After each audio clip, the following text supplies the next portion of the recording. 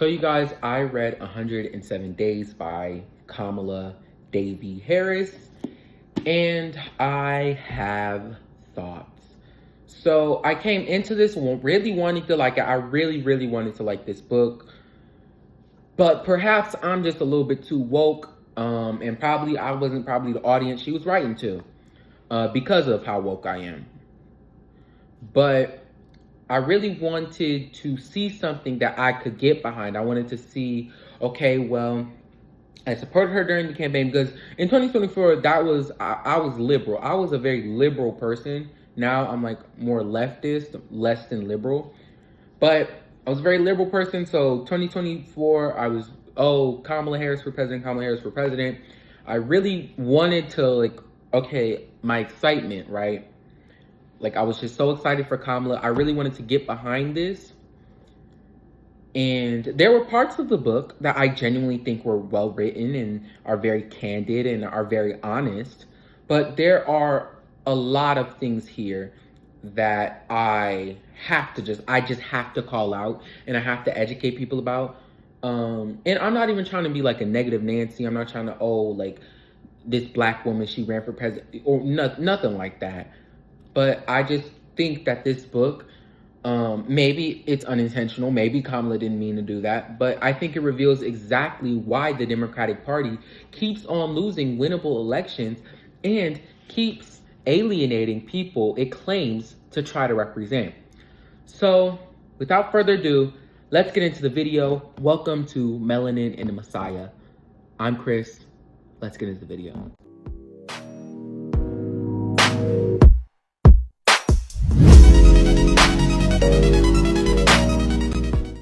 So first, let's get into the good stuff and the stuff that I liked about this book.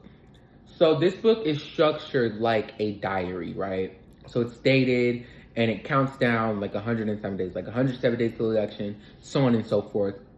So between Joe Biden dropping out, Joe Biden giving her that call, hey, I'm not running, to election day. I really liked the structure. And I have to say the structure works, and I think it absolutely captures the chaos, the speed, and the urgency. Because this election was very urgent, the urgency of this election.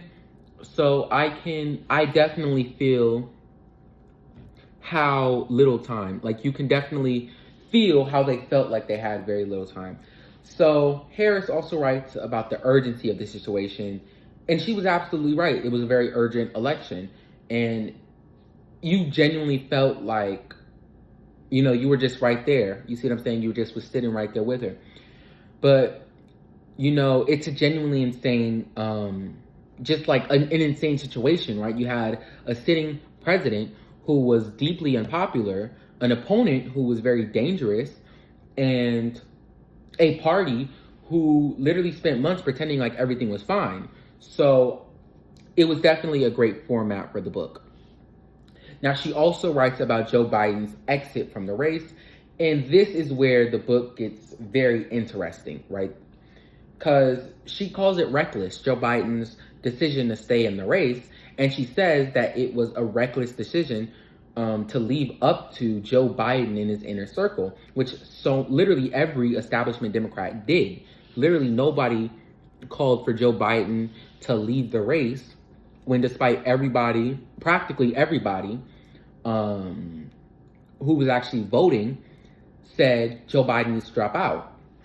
And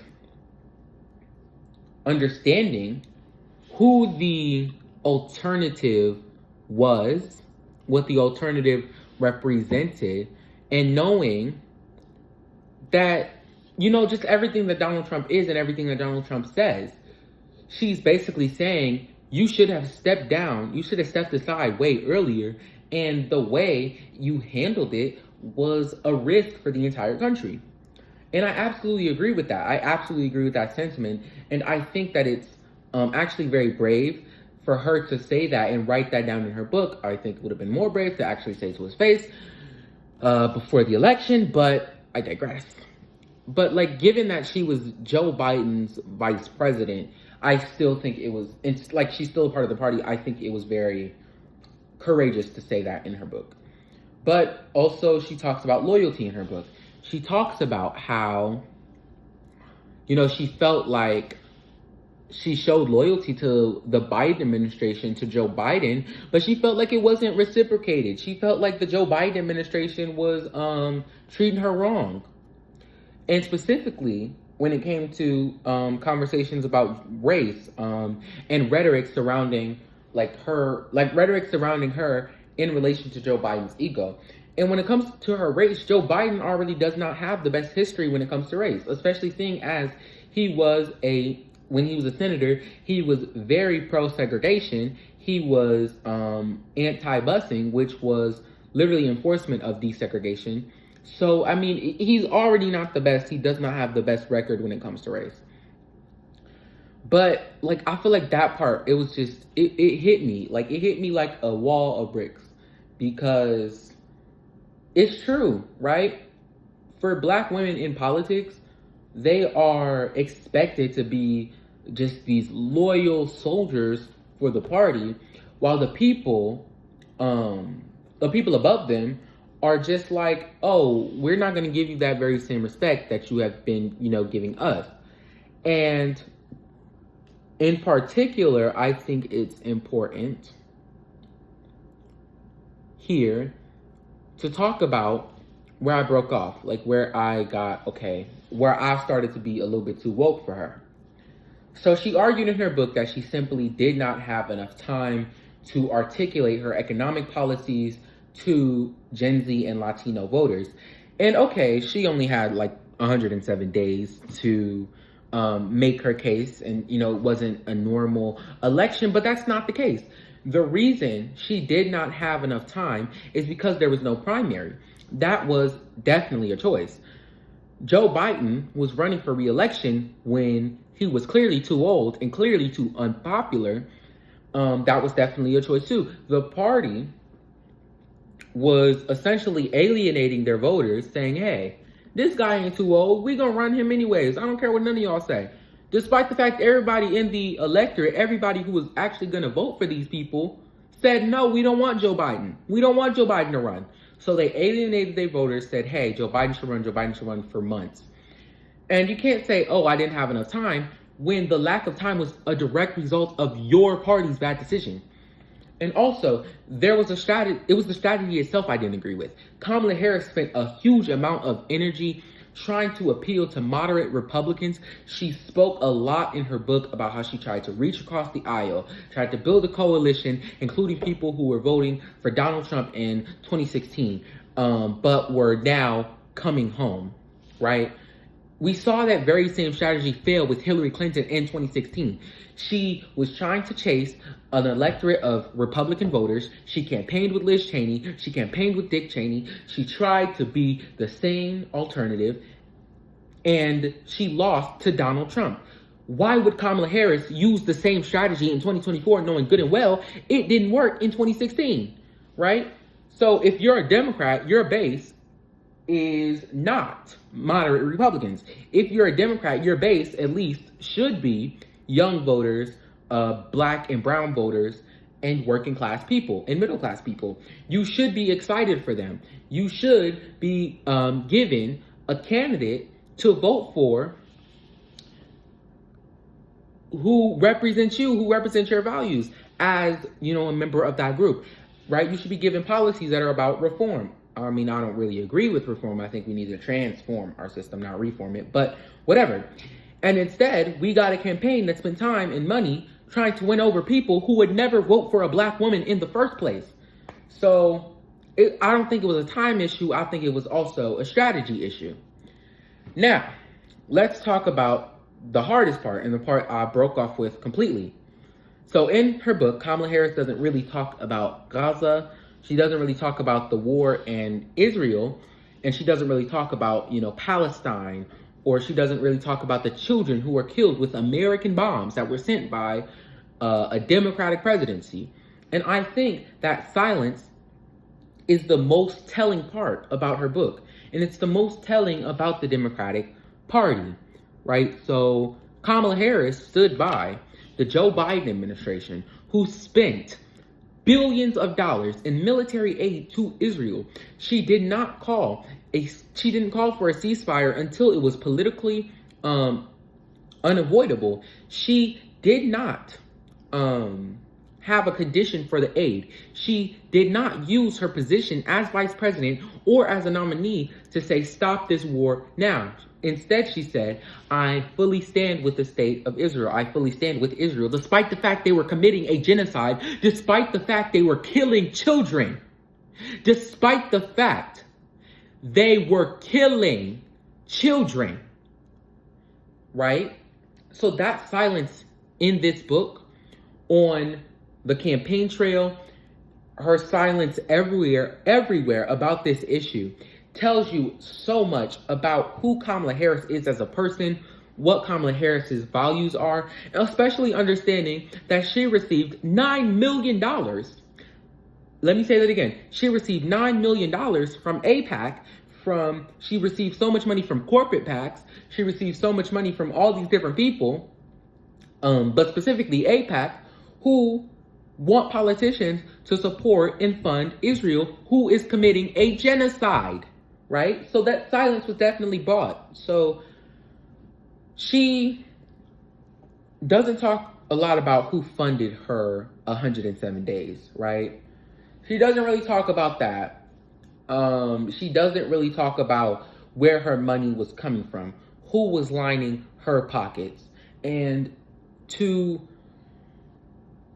say it like Haley Stevens, what gives? Because we absolutely, I think, especially, we need a candidate and people who are not bought and sold. We don't need people who are giving us the same old corporate policies from the same old corporations and the same old people, right? So I feel like her arguments against Donald Trump saying, oh, he's going to do all of these things for the billionaires and the big corporations was very disingenuous, because she was funded by those very same billionaires. She was funded by those very same foreign lobbyists. So I genuinely feel like those arguments was so incredibly disingenuous, and it truly makes you understand her values and who Kamala Harris really is. Because here's the thing. She can write a beautiful book. There's no question about that. She's an absolutely amazing writer, right? You can write an absolutely amazing book. You can talk about your loyalty. You can talk about your urgency. And you can talk about the importance of democracy. But if you're standing by a genocide where children are being killed, if you're standing by being funded by corporate billionaires, if you're can stand by and be funded by all of these different people, and literally also wanting to fund the genocide with American tax dollars, then we know exactly who you stand for. You stand for the nation state of Israel. You do not stand for the American people. And I'm not saying Donald Trump is better, because Donald Trump is 100 times worse. Donald Trump is the worst president we've ever had. Well, that's a big statement, but Donald Trump is definitely one of the worst. And I say not the worst because we've literally had slave owners, which Donald Trump ain't too much farther from that, especially with what he's doing with ICE.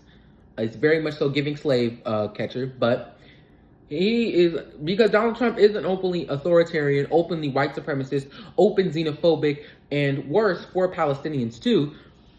But that's not my argument here. My argument here is that the Democratic Party keeps on asking you to hold your nose and to vote for the lesser of two evils, to vote blue no matter who, to do all these different things, to vote for the Democrats because the Republicans are evil, but you're evil too. You're funding a literal genocide against children. And at some point, you have to ask yourself, is that really the lesser of two evils, or is that just the more polite evil? So here's my takeaway from 107 days. Here's my takeaway from Kamala Harris's book. I think the book is very well written. I think the diary structure is very effective to show. I think some of her critiques of Joe Biden and the Democratic Party establishment are legit and are very interesting arguments. But at the same time, this book also reveals so much about Kamala Harris, reveals so much about how and why the Democrats keep on losing very winnable races. Or why they lost this very winnable race. There was no primary, a moderate candidate in a year when people, I think, wanted change. A obsession with winning over Republicans instead of trying to energize your own base, and a moral silence on one of the biggest human rights crises of our time, right? So Kamala Harris is a very smart, a very talented politician, but she's also a product of a party that is terrified of its own base, addicted to donor money, especially AIPAC, and unwilling to take a real stance on issues, right? It's literally just vote for me. I'm not trying to take away all of your rights. Vote for me. I'm not trying to do this. Vote for me. I'm not this, right? Instead of saying who you are, not saying what your policies are. It's no, vote for me because I'm not that, right? And at the end of the day, that's why she lost, because she did not build her own identity in this race. And I don't believe it's because she didn't have enough time. I don't believe that argument whatsoever. Because she and her party have been making the very same mistakes for literal decades and have refused to learn from their mistakes. So, yeah, like that's just what it is. But that's what I think about the book. That's my take on it. That's my opinion. I'm so glad I got the chance to read this. I actually got this probably a week after she released it. I'm just now making a video on it though, but if I just like, I still just, it's crazy that she like really wanted to be the candidate of human rights when she was funding, or she wanted to fund a genocide, but I'm still stuck on that. But I got to do my outro because this video is getting a little long. So I also, but before I close out, before I do my outro, I also think that it's worth reading. I genuinely think this is a book worth reading critically, because it's not just like a book. It's very important if you want to understand the if you want to understand like the immediate history, and you want to understand her perspective of the history. So that's all I have. Thanks for watching. If you like this content, if you like me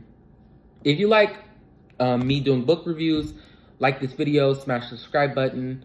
And also let me know your thoughts in the comments. Do you think that it was irresponsible for Joe Biden to run for re-election? Do you think it was do you think it's also crazy, how I do, that she took so much corporate money yet tried to frame it as, oh, he's the corporate billionaire, he's the corporate evil, when she's also the corporate well, she's not a billionaire, but corporate evil too.